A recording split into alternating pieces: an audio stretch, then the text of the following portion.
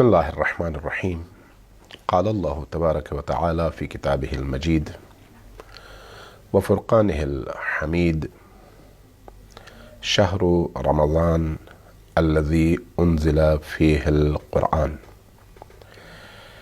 ناظرین گرامی، رمضان المبارک کا آغاز ہو چکا ہے۔ اللہ تبارک و تعالی نے مجھے اور آپ کو یہ سعادتیں اور یہ نعمتیں عطا کی ہیں کہ ہم اس مقدس ترین اور بابرکت ترین مہینے میں داخل ہو سکیں اور اللہ کا مہمان بن سکیں۔ اللہ کا مہمان بننا کوئی آسان کام نہیں ہے۔ اللہ کی مہمانی کے جو تقاضے ہیں ان تقاضوں کو پورا کرنا کوئی آسان کام نہیں ہے۔ اللہ کے مہمان خانے میں داخل ہونے کے لیے جہاں آپ کا جسم صاف ستھرا ہونا چاہیے، آپ کے کپڑے صاف ستھرے ہونے چاہیے، ویل ڈریسڈ آپ کو ہونا چاہیے، وہیں پر آپ کی روح کو پاکیزہ ہونا چاہیے، آپ کی نگاہوں کو پاکیزہ ہونا چاہیے، آپ کی فکروں کو پاکیزہ ہونا چاہیے، آپ کے قلوب کو نورانی ہونا چاہیے۔ اس اعتبار سے رمضان المبارک کے روزے رکھنے کے جو آداب بیان کیے گئے ہیں یا یہ بتایا گیا ہے کہ ہم روزے کیسے رکھیں، اس میں بعض بڑے بڑے اولیاء نے اور صاحبان عرفان نے کچھ نکات بتائے ہیں۔ ان نکات کی طرف میں چاہوں گا کہ ہم سب توجہ ہوں اور اللہ تبارک و تعالیٰ سے یہ دعا کریں کہ اللہ ہمیں اسی طرح جس طرح سے روزہ رکھنے کا حق ہے روزہ رکھنے کی توفیق عطا فرمائے۔ سب سے پہلی بات جس کی طرف توجہ کی ضرورت ہے اس مقدس ترین مہینے میں، وہ یہ ہے کہ اس مقدس مہینے کے آغاز ہی سے اپنی روٹین لائف میں کچھ ٹائم ایسا ضرور نکال لیں جس میں آپ اکیلے ہوں اور اپنے رب کی نعمتوں اور اس کی دی ہوئی جتنی بھی چیزیں آپ کے ذہن میں آتی ہیں ان پر غور و فکر شروع کر دیں اور دیکھیں کہ اللہ تبارک و تعالیٰ نے آپ کو منتخب کر کے اس مہینے میں روزہ رکھنے کی سعادت بخشی ہے۔ آپ کے اور آپ کے رب کے درمیان خلوت ہو، گفتگو ہو، راز و نیاز ہو، آپ اپنے دل کا حال اپنے رب کو سنا سکیں، اپنے رب سے گفتگو کر سکیں، اپنے رب کو اپنی خلوتوں کی باتیں بتا سکیں۔ ایسا ٹائم ضرور ہونا چاہیے جس میں آپ اپنے رب کے ساتھ، صرف اپنے رب کے ساتھ بیٹھ سکیں۔ ایسا وقت ضرور نکال لیجیے۔ دوسری چیز جو اس حوالے سے بہت زیادہ اہم ہے وہ یہ ہے کہ جب کبھی آپ کو موقع ملتا ہے، ظاہر ہے آپ 5 وقت کی نمازیں تو ضرور پڑھیں گے، اس کے علاوہ بھی جب بھی آپ کو توفیق ملے گی اللہ کی بارگاہ میں آپ سجدہ کریں گے، سجدہ ریز ہوں گے، لیکن کوشش کیجئے کوئی ایسا وقت آئے جس میں آپ کو ایک طولانی سجدے کی توفیق ملے۔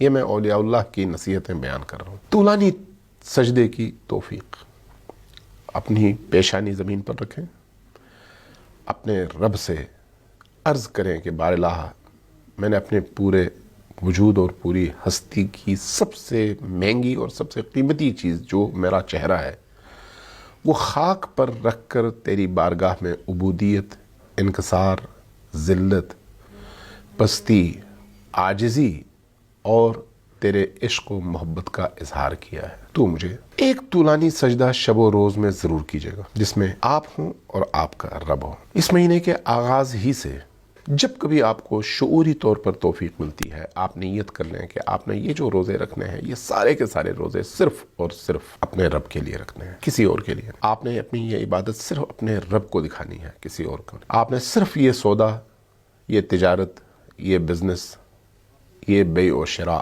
صرف اور صرف اپنے رب سے کرنا ہے، کسی اور سے نہیں۔ یعنی آغاز ہی سے آپ یہ نیت کر لیں کہ یہ روزہ میں صرف اور صرف اپنے رب کی بارگاہ میں اس کی خوشنودی کے لیے رکھ رہا ہوں، اور کوشش یہ کریں کہ پھر جتنے دن گزریں اس میں صرف اسی کی خوشنودی کو سامنے رکھیں۔ اگلا نقطہ یہ ہے کہ آپ افطار کے موقع پر کوشش کریں کہ گھر والوں کے ساتھ افطار کریں۔ آپ کی بیوی، آپ کے بچے، آپ کی والدہ، آپ کے والد، آپ کے بہن بھائی، آپ کے عزیز، آپ کے اقارب، فیملی کے افراد، ان کے ساتھ بیٹھ کر روزہ کریں، روزہ افطار کریں۔ چونکہ روزے کے افطار کی فضیلتیں بہت زیادہ بیان کی گئی ہیں، تو وہ فضیلتیں آپ اپنے گھر پر جمع کرنے کی اور مرتکز کرنے کی کوشش کریں. ایسا نہ ہو کہ آپ کہیں اور اس مبارک ترین ٹائم کو ضائع کریں. جیسے آج کل ہوتا ہے مختلف ڈنرز، بوفے، دعوتیں وغیرہ وغیرہ، جہاں پر مختلف انواع کھانوں کی نمائش ہوتی ہے. ان نمائش گاہوں کی طرف نہ جائیں. آپ کی پوری توجہ آپ کے اپنے دسترخوان، اپنے گھر والوں کی طرف ہو. ان کے ساتھ بیٹھ کر افطار کریں. ایک اور نقطہ یہ ہے، اور بڑا ہی عجیب و غریب نقطہ ہے، کہ افطار کے موقع پر اللہ سے جس طرح سے ایک بچہ اپنے والدین سے ناز سے بات کرتا ہے، اسی طرح سے کوشش کریں افطار کے موقع پر اللہ کی بارگاہ میں ناز اور نخرے کریں. وہ کیا ہے؟ بعض بزرگوں اور اولیاء اللہ نے لکھا ہے اور کہا ہے کہ جب تمہارے ہاتھ میں کھجور ہو، اللہ کی طرف متوجہ ہو جاؤ.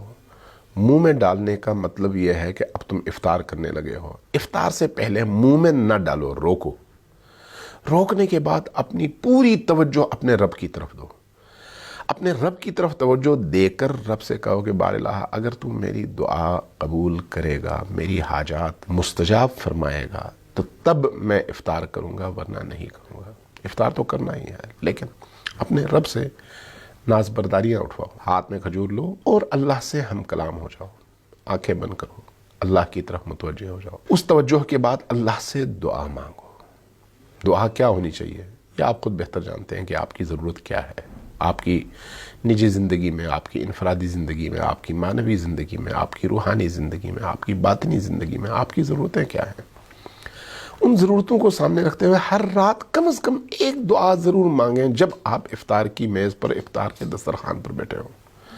اور وہ دعا مانگنے کے بعد، اللہ کی طرف توجہ دینے کے بعد، پھر جا کر آپ افطار کی طرف جائیں اور افطار کریں. یہ بہت زیادہ برکتوں کا باعث ہے، اللہ کی طرف سے رحمتوں کے نزول کا باعث ہے، اللہ کی طرف سے عنایتوں کی بارش کا باعث ہے. اس کے بعد اگلا نقطہ یہ ہے کہ اس مبارک ترین مہمانی کے مہینے میں جب آپ جسمانی طور پر اور ظاہری طور پر پاک و پاکیزہ ہو کر اللہ کی بارگاہ میں آتے ہیں، اپنے خلق، اپنے اخلاق، اپنے رویوں کو بھی میٹھا بنائیں.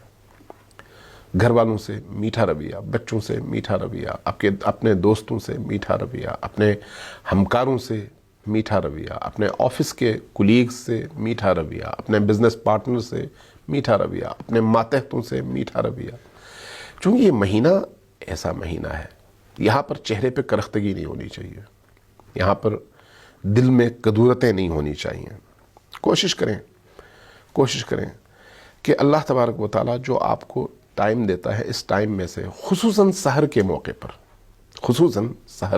پر، یہ اگلا نقطہ ہے، ایک ٹائم ایسا ضرور نکال لیں جس میں آپ کی یہ جو رمضان کی کشتی ہے، اس کو آپ اپنی آنکھوں سے بہنے والے آنسوں کے سمندر میں اس کشتی کو چلا سکیں.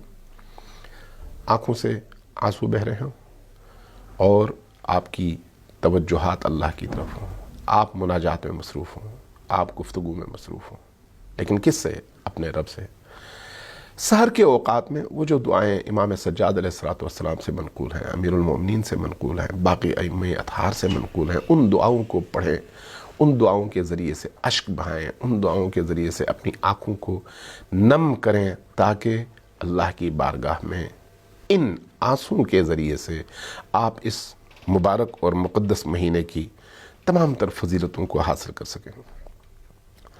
اگلا نقطہ یہ ہے کہ اس پورے مہینے کا حاصل شب قدر ہے، اس لیے کوشش کریں کہ پہلے دن سے لے کر آخری وقت تک آپ کی پوری توجہ اس پر ہو کہ آپ شب قدر کو حاصل کر سکیں. شب قدر باہر نہ ہو، شب قدر آپ کے اندر ہو، آپ کے اندر کی دنیا تبدیل ہو جائے. شب قدر میں آپ کی تقدیر تبدیل ہو، آپ کا مقدر تبدیل ہو،